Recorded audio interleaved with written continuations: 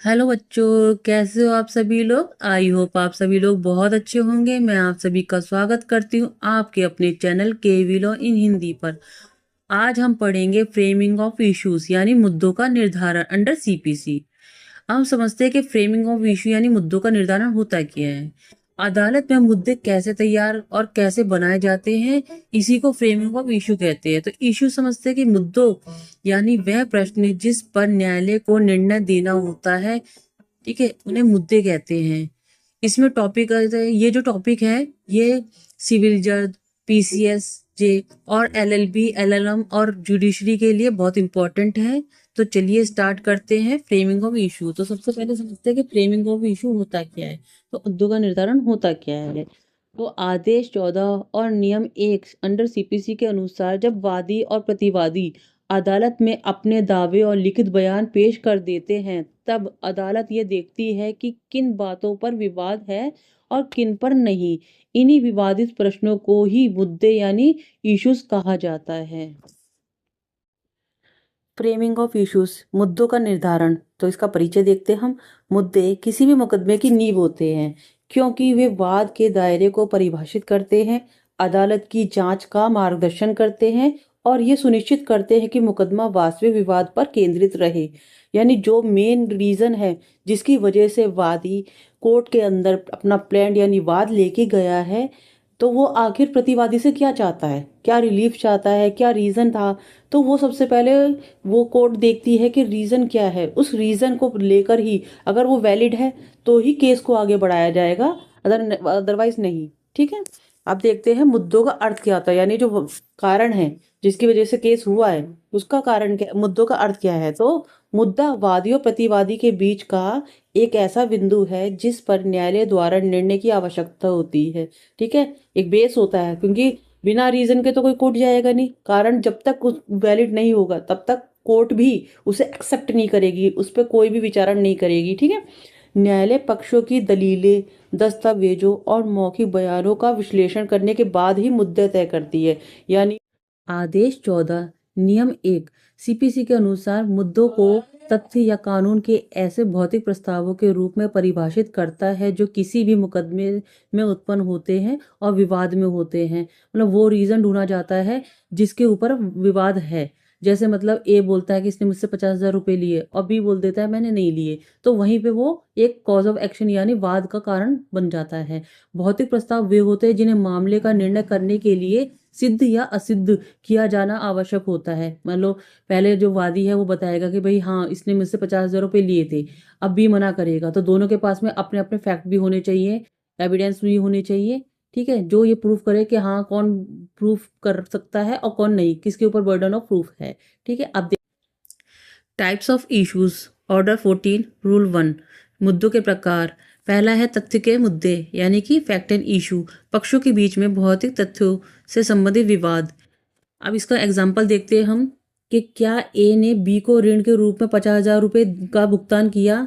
तो यही जो किया है, इसमें जो क्वेश्चन उठाया है कि क्या ए ने बी के ऋण के रूप में 50,000 रुपये का भुगतान किया है, यहीं पे आ जाता है फैक्ट एंड इशू। क्योंकि फैक्ट एंड इशू तब उत्पन्न होता है जब वादी दावा करे और प्रतिवादी इनकार करे।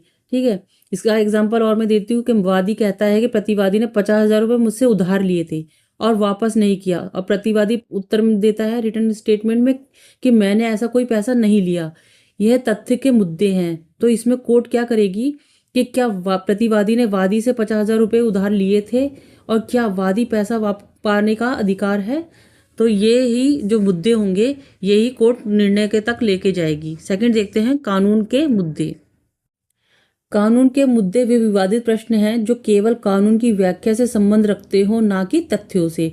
तो मामले पर लागू होने वाले कानूनी सिद्धांत से संबंधित विवाद, इसको उदाहरण से समझते हैं कि क्या मुकदमा सीमा अधिनियम द्वारा वर्जित है। जैसे कि मान लो कि कोई कानूनी मुद्दा है जो पूरे मुकदमे को खत्म कर सकता है, जैसे कि समय सीमा, क्षेत्राधिकार से संबंधित मुकदमे पर रोक लगी हुई। यानी कुछ मुकदमे ऐसे होते हैं जिन पर प्रतिबंध लगा होता है, जैसे कि रेस सब जुडिश डाटा से संबंधित हो सकते हैं।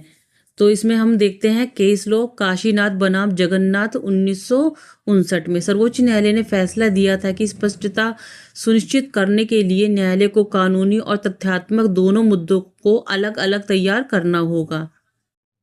मुद्दे तय करने का कर्तव्य। आदेश 14 नियम 3 सीपीसी के अकॉर्डिंग न्यायालय को निम्नलिखित के आधार पर मुद्दे तय करने चाहिए। मतलब ये 3-4 पॉइंट हैं जो इनके अकॉर्डिंग ही वो मुद्दे तय करती हैं कि किस प्रकार के मुद्दे तय किए जाएंगे जिससे कि वो कोर्ट में न्याय कर सकें। पहला है पक्षकारों की दलीलें, यानी वाद पत्र और लिखित बयान। यानी वाद पत्र में प्लेंटिफ अपने मुद्दे रखेगा और लिखित बयान में जो प्रतिवादी होती है वो अपने। प्रस्तुत दस्तावेज जो भी होंगे, जैसे अनुबंध यानी कॉन्ट्रैक्ट से रिलेटेड, वसीयत होती है विल से रिलेटेड, और वचन पत्र होते हैं यानी पक्षकारों या वकील द्वारा दिए गए बयान। इसमें दोनों ही अपने कुछ चीज़ों को एक्सेप्ट करेंगे यानी स्वीकार करेंगे और किसी चीज़ का खंडन भी करेंगे। तथ्यों का आरोप, चाहे वो स्पष्ट रूप से कहा गया हो या फिर निहित रूप से। और तो एग्जाम्पल से समझते हैं कि मुद्दे तय करने का कर्तव्य। प्रतिवादी ने 1 लाख रुपए उधार लिए, WS में लिखा यानी रिटर्न स्टेटमेंट में वो लिखेगा मैंने पैसे लिए थे लेकिन चुका दिए। यहाँ कोर्ट यानी अदालत जो होगी वो वाद पत्र और लिखित जो कथन होता है उसे देखकर मुद्दे बनाएगी कि क्या प्रतिवादी ने वादी से 1 लाख रुपए लिए थे, और अगर लिए थे तो क्या प्रतिवादी ने उन्हें वापस कर दिया है। अब हम 4th देखेंगे, मुद्दे कौन तैयार करता है। तो न्यायालय मुद्दों को तय करने के लिए जिम्मेदार होती है। दूसरा है पक्षकार, यानी मुद्दे सुलझा सकते हैं लेकिन अंतिम निर्णय न्यायाधीश पर निर्भर करता है। पक्षकार अपने अपने पॉइंट ऑफ व्यू रखेंगे, वाद के अंदर वादी रखेगा और प्रतिवादी लिखेगा लिखित कथन में, लेकिन अंत में जो निर्णय होगा वो न्यायाधीश करेगा, दोनों के जो भी एविडेंस वगैरह होगा उसको ध्यान में रखकर। अब इससे रिलेटेड हम केस लॉ देखते हैं कि माखनलाल बंगाल बनाम मानस भुनिया 2001। सर्वोच्च न्यायालय ने कहा था कि अदालत को सभी विदित बिंदुओं को ध्यानपूर्वक शामिल करते हुए मुद्दे तैयार करने चाहिए, अन्यथा मुकदमा अप्रभावी हो सकता है। मतलब ये काम जो है ये न्यायालय के लिए बहुत इंपॉर्टेंट होता है कि वो किस मुद्दे को ध्यान में रखेगी, आखिर जो फैक्ट इन इशू है वो क्या है और किस दोनों पार्टियों के साथ में बिल्कुल न्याय होना चाहिए। 5th है मुद्दे कब और कैसे तैयार किए जाते हैं। वाद विवाद पूरा होने के बाद लेकिन मुकदमा शुरू होने से पहले मुद्दे तैयार किए जाते हैं, यानी नए विवाद उत्पन्न होते हैं तो न्यायालय किसी भी स्तर पर अतिरिक्त मुद्दे तय कर सकता है। आदेश 14 और नियम 5 सीपीसी। ठीक है। 6 हमारा मुद्दों में संशोधन, यानी कभी मुद्दे जो होते हैं वो बीच बीच में नए नए फैक्ट आते हैं जिसकी वजह से मुद्दे चेंज भी होते रहते हैं, उनमें संशोधन भी हो जाता है। यदि नया कोई एविडेंस आया तो फिर जो मुद्दा है वो चेंज हो जाएगा। ठीक है, उसमें एविडेंस के अकॉर्डिंग। यदि न्यायालय को लगता है कि कुछ मुद्दे गलत तरीके से तैयार किए गए हैं, क्योंकि कुछ कुछ फ्रॉड केस भी पहुंचते हैं वहाँ पर, और या अधूरे हैं, तो उनमें संशोधन कर सकता है और नए मुद्दे जोड़ सकता है। ठीक है। आदेश 14 और नियम 5 सीपीसी न्यायालय को निर्णय से पहले किसी भी स्तर पर मुद्दों को संशोधित करने की अनुमति देता है। अब इम्पोर्टेंस देखते हैं हम कि मुद्दों को तैयार करने का महत्व। अब ये इम्पोर्टेंट है क्योंकि अगर मुद्दे हमारे सही तरीके से तैयार होंगे उसी के अकॉर्डिंग जो अदालत की कार्रवाई आगे बढ़ेगी। पहला है विवादों को परिभाषित करना, कि मुद्दे संघर्ष के क्षेत्र में को असहमति के वास्तविक बिंदुओं तक सीमित कर देते हैं। दूसरा है साक्ष्य का मार्गदर्शन, वे पक्षों को सूचित करते हैं कि उन्हें किन तथ्यों और कानूनों को साक्ष्य के साथ में साबित या गलत साबित करने की आवश्यकता है, यानी प्रूफ और डिसप्रूफ। अब है मुकदमे पर ध्यान केंद्रित करना। मुद्दे साक्ष्य और तर्कों को रास्ते से भटकने से रोकते हैं। जब हमारा क्लियर होगा कि हाँ भाई फैक्ट एंड इशू ये है, तो उसी के अकॉर्डिंग ही पूरा केस चलेगा। स्पष्टता सुनिश्चित करना, वे ट्रायल यानी जो भी विचारण होता है कोर्ट और अपीलीय न्यायालय को स्पष्टता प्रदान करते हैं कि विवाद किस बारे में है और सच्चाई कहाँ है। कई बार ऐसा होता है जो वादी होता है वो भी झूठा केस डाल देता है ताकि प्रतिवादी को परेशान कर सके। ठीक है, जब प्रतिवादी कोर्ट में अपना लिखित बयान रखता है तब जाके कोर्ट को पता चलता है कि हाँ वाकई में इसके ऊपर है, लेकिन ये तभी वो प्रूफ हो सकता है जब दोनों अपने अपने एविडेंस बिल्कुल कोर्ट के सामने फेयर तरीके से रखें।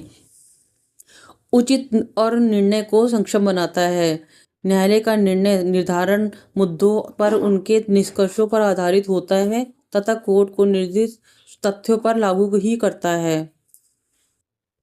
अब हम देखेंगे इसका निष्कर्ष। निष्कर्ष में है कि सिविल मुकदमे में मुद्दों का निर्धारण एक महत्वपूर्ण चरण है, क्योंकि इसी मुद्दे के ऊपर पूरा केस का ट्रायल होता है कोर्ट के अंदर।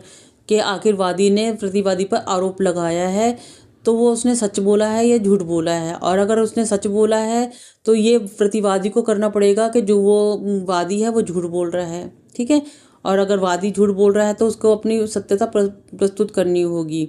यह विवाद की सटीक बिंदुओं की पहचान करने और मुकदमे की में स्पष्टता और दक्षता सुनिश्चित करने में मदद करता है।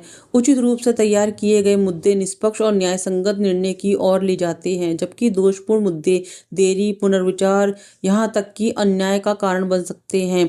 न्याय के सिद्धांतों को बनाए रखने के लिए न्यायालय मुद्दों के निर्धारण, संशोधन और निर्णय से सक्रिय भूमिका निभाता है।